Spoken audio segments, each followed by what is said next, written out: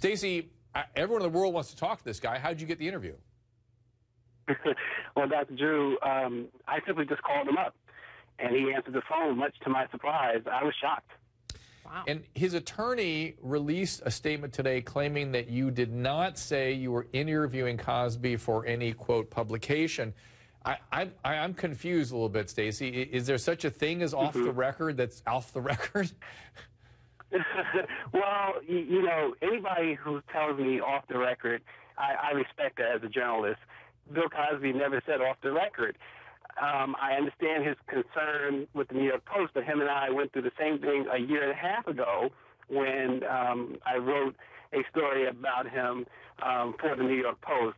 A couple of people on his team had given us the permission to use it in the New York Post. In fact, the New York Post really was upstanding about it because they asked me to go back to him or go back to his people to make sure that it was okay for the Post to use the story.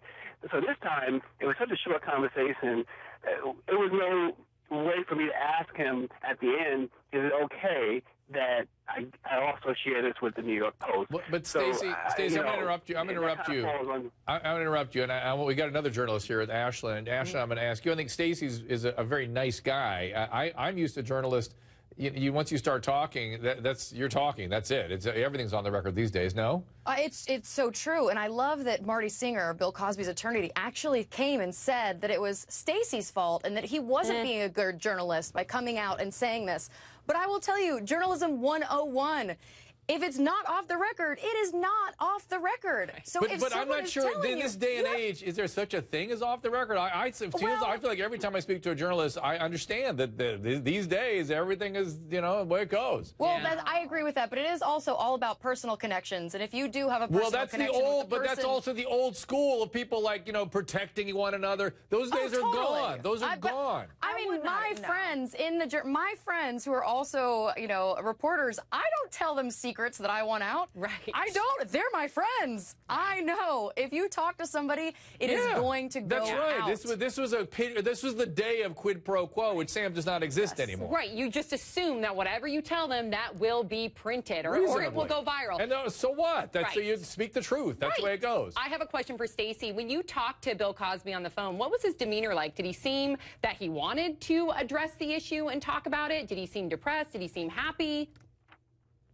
He was far from depressed. I was shocked, to be honest with you, because when he answered the phone, what's interesting is that before I said my last name, he said, "Oh, I remember you. I know you." And he didn't seem to be put off at all. He seemed, I want to say, almost happy to be talking to someone. I came away from the discussion with him believing that here's a man who really wants to tell his story. Wow.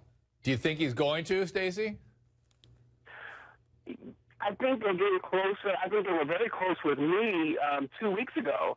In fact, Marty Singer said to me in an email that we're going to do this with you. And then several things happened. The Gloria Allred press conference, the lawsuit, LAPD investigation happened, and they backed off. Now, we have a statement that Cosby reportedly gave you, Stacy. It said, quote, "Let me say this. I only expect the black media to uphold the standards of excellence in journalism. And when you do that, you have to go in with a neutral mind." Vanessa, what was he trying to say on a last I guess we're out, Dr. Drew. I'm out. But Vanessa, help me understand what he meant by that. Bill Cosby is 77, y'all. He is old. I really honestly just think he was trying to say that typically, and we've seen this in several stories that we cover here, typically you think that the community that you're a part of will give you more of some leeway and be it's a little bit of the more quid pro quo. protective. Yeah, that's the protective stuff. Why do people have to be protected in the day of social media when everything's available to everybody?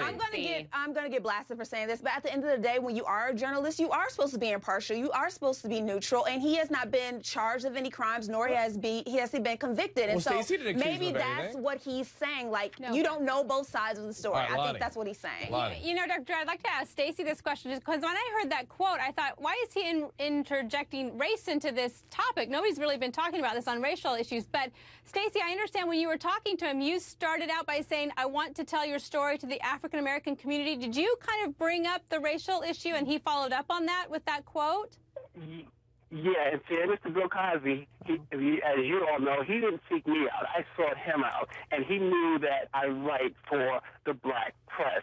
So I think people have read too much into that statement. He was speaking to the black journalist, and I think if he was speaking to a white journalist, he probably would have said the same thing, probably in a different manner.